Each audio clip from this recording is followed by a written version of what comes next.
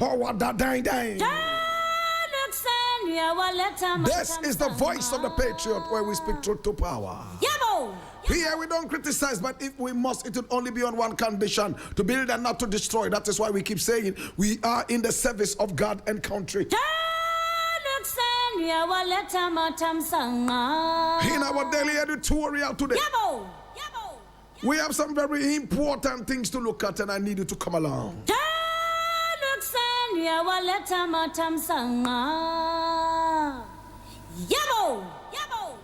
Now, the very first story we are looking at today is taken from My Joy Online. And it says, and I read, residents of Amasaman Obeyeyie protest over worsening road conditions. And I read, residents of Amasaman Obeyeyie have staged a protest over the deteriorating condition of roads in the community, demanding urgent government intervention to restore access and improve mobility. Scores of demonstrators gathered in the area to express frustration over what they describe as years of neglect, which have left the road network in a deplorable state. And the residents say the poor road conditions have made transportation increasingly difficult, affecting daily commuting, business operations, and access to essential services such as healthcare and education. According to them, sections of the road have become nearly impassable, especially during rainy periods, further worsening the economic and social impact on the community. The protesters are calling on relevant authorities to prioritize the rehabilitation of the roads, warning that continued neglect could deepen hardship and further isolate the area. They insist that urgent action is needed to improve connectivity and support local livelihoods, which depend heavily on reliable transport infrastructure.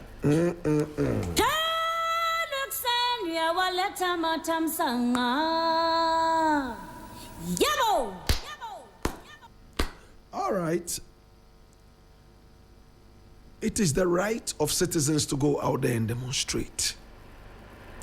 It is the right of citizens to make their worries and problems known to the government that they voted for. My brother, my sister, now these people decided that they would go out there and demonstrate. To God be the glory, it was very peaceful. I don't see anybody even holding placards. They are just drawing the attention of the government to something very important. It's almost like saying, you know what? We love this government. We voted for this government. It is time for you to look our direction. We know you are busy. Sometimes it takes people like us to come over to you and remind you that we are still in the kitchen and we feel the heat. Congratulations to the peaceful people of Amasaman. But may I ask a few questions? For how long have these roads been that bad? If these roads were bad from the days of Nana Addo and beyond, did they ever demonstrate in that region? Yes, they did. How many times did they demonstrate? Do they have an NP in the area? Do they have an assemblyman in the area? What have these people said? Because when they are coming for elections, they come to you. The assemblyman is closer to you than even the MP. The MP is closer to you than the president. Are these people aware? The question is yes. Why would the people have to demonstrate over and over before something has to be done for them? If the funds are not available yet, can this not be communicated to the assemblymen and the MPs so they could sit the people down and say, you know what? We don't have the cash to do it now. But we're going to raise money, internally generated funds. This is how we're going to do it. We will work with our bylaws and say, all the cars that pass here, we're going to take a certain amount of money from them. It doesn't matter how many times you pass here. Once you are on this road, even once, we give you a ticket that will last you for 1 month.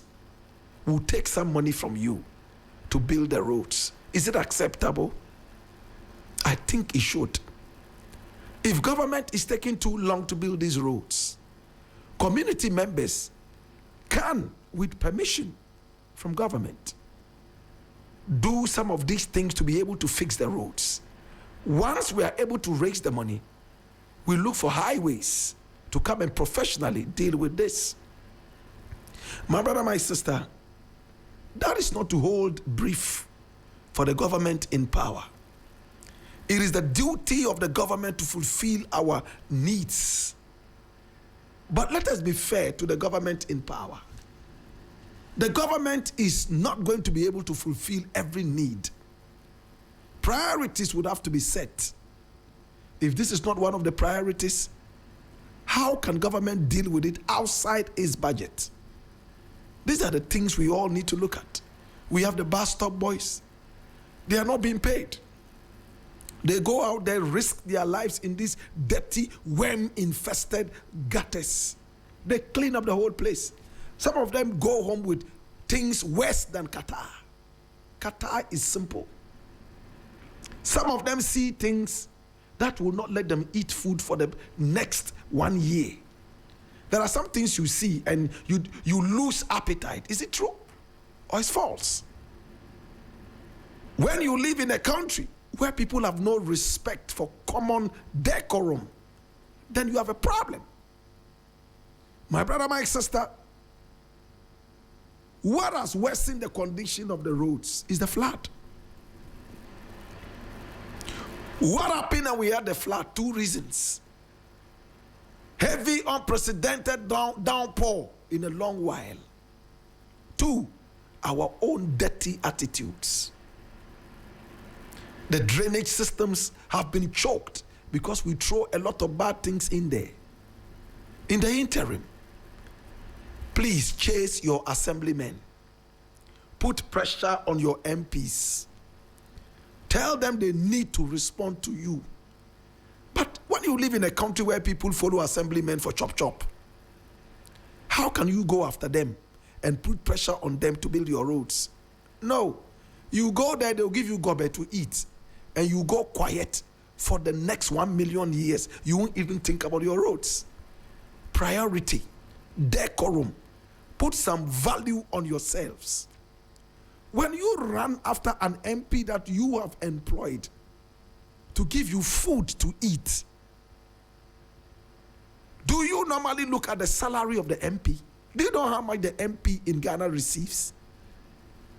1 million people are running after one MP to give them food to eat. Where is he going to get the food? Is he going to steal? Now, when there is the need for the needful to be done, you can't go to your MP because he's bribed you already with gobe. Gobe eaters.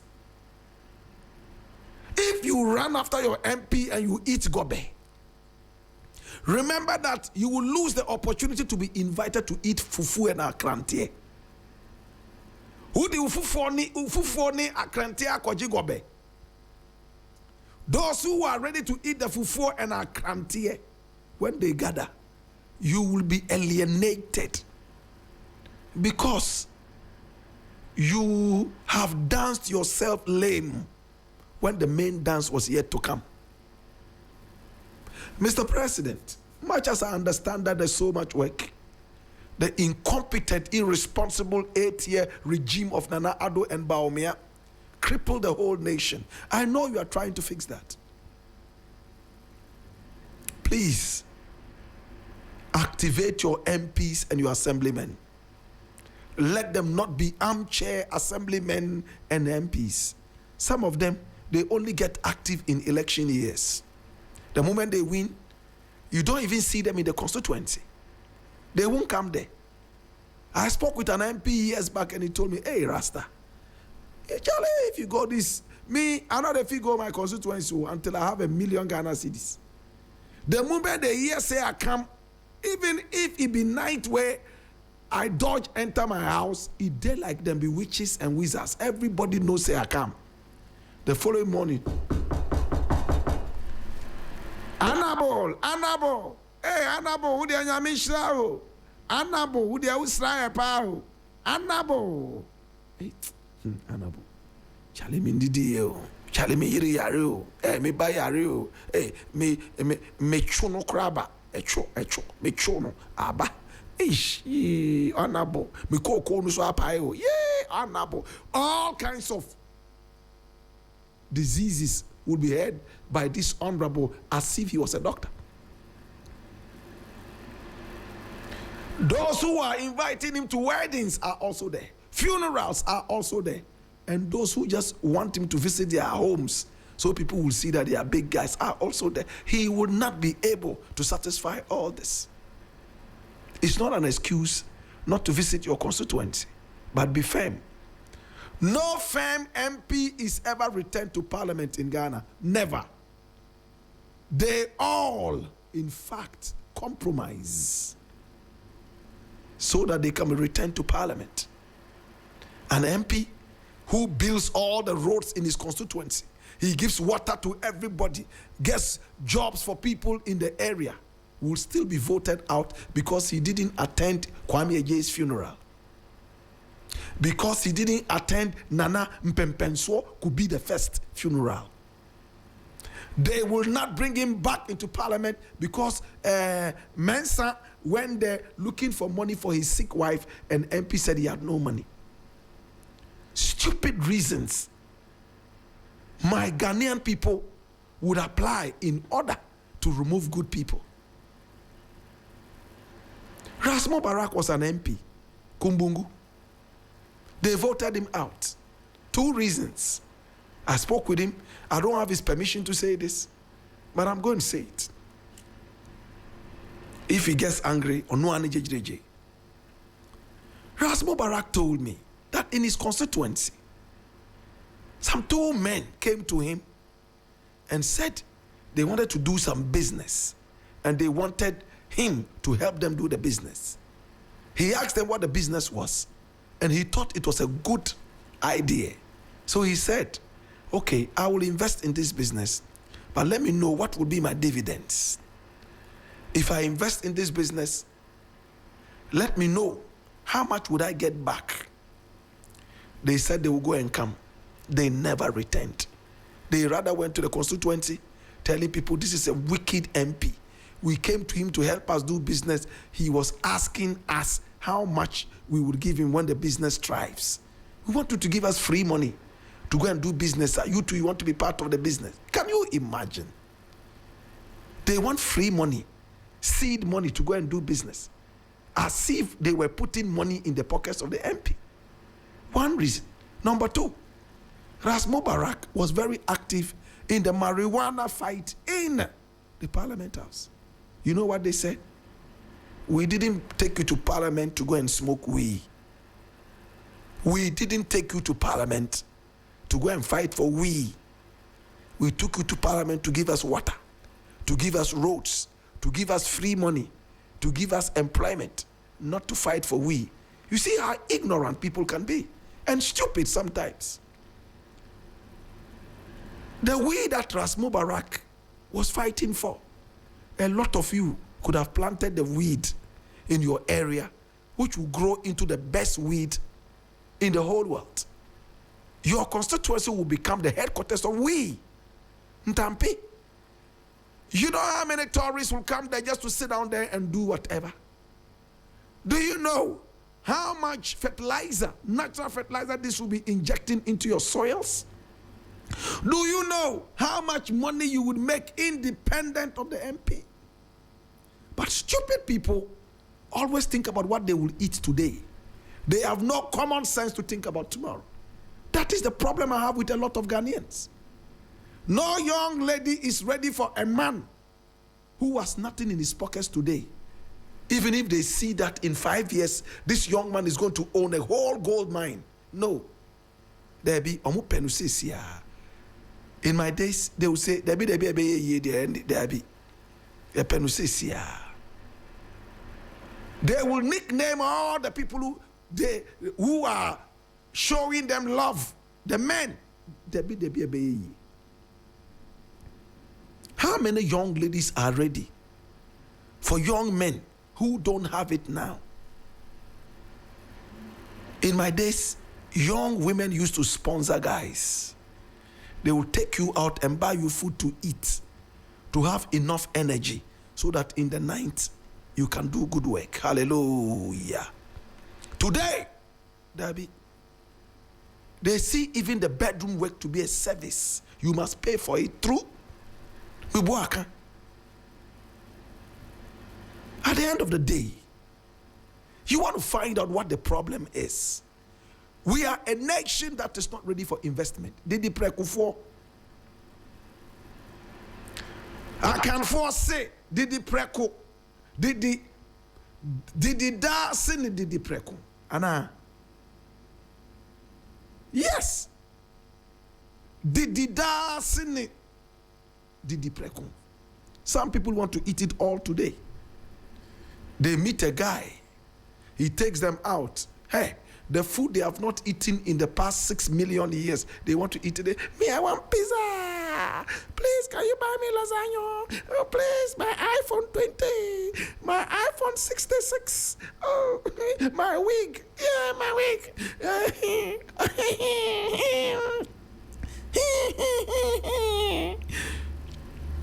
And my friend also wants iPhone 20. my mother is sick. Tomorrow is my birthday. Hey, this young man is not going to return, even if he gives you everything. Then you start calling him.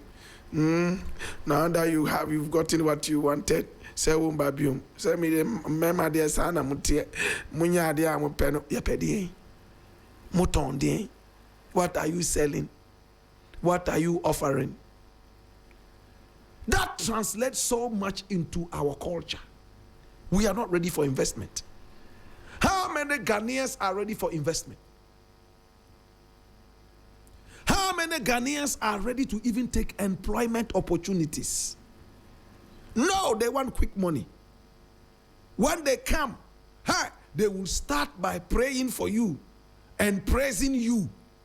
Right after that, Meyiriare, Mebano se Minchia Onukra hospital. That's all they are interested in. Can we start a nation that respects investment?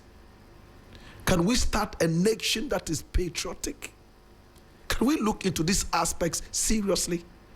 If we are ready for the dida, we won't chase our MPs and ask them for peanuts. Do you agree with me? If we decide that we are ready to go hungry today so we can reap bountifully tomorrow, that is investment. We will never be greedy about what we have today and what we don't have today. The roads have to be built. But you have already gone to your MP to take Gobe. How can you go to him now that Fufu and Akrante would be on the table? I'm speaking tongue in cheek. I'll leave it here.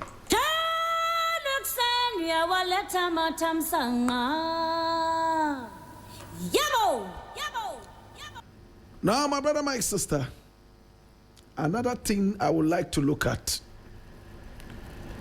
is here.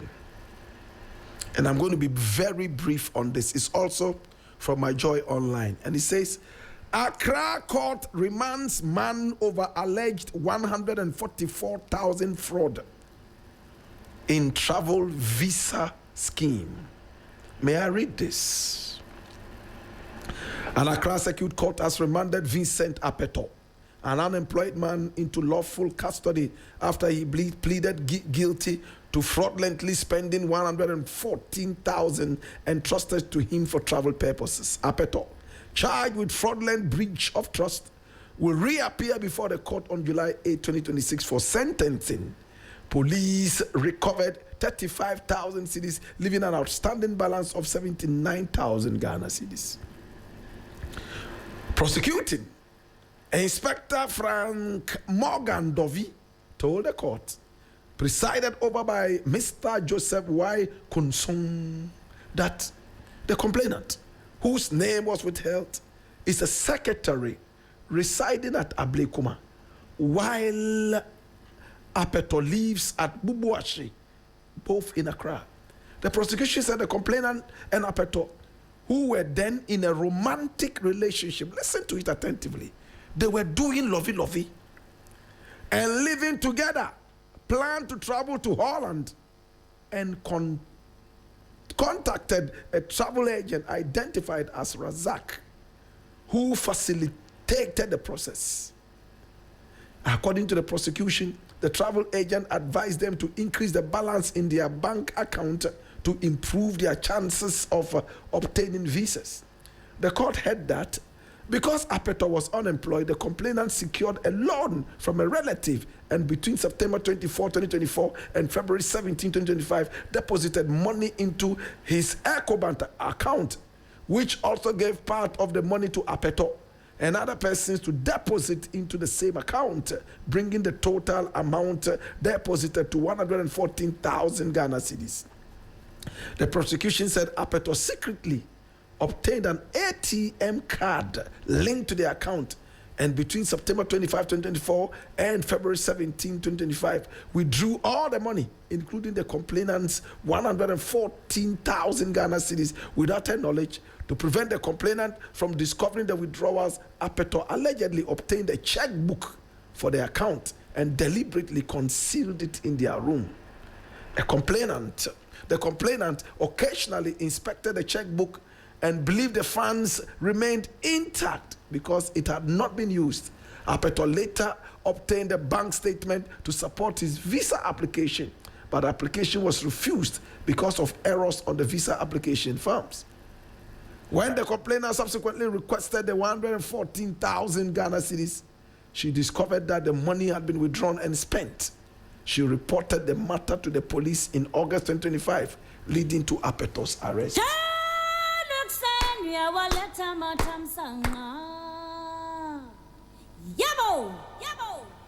So not even the love relationship, the sleeping together, kissing and waking up every morning to say, darling, I love you, I will die for you, for better, for worse. Not even that stopped the young lady from going to the police, and Apeto will end up in jail.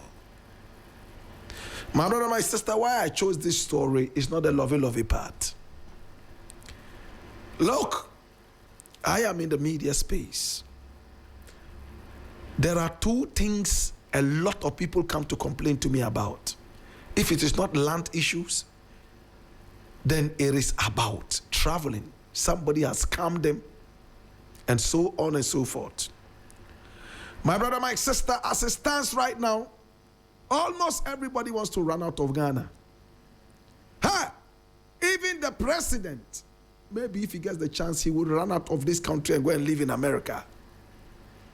Where is Ken Oforiatta? The man who was reading the Bible to us.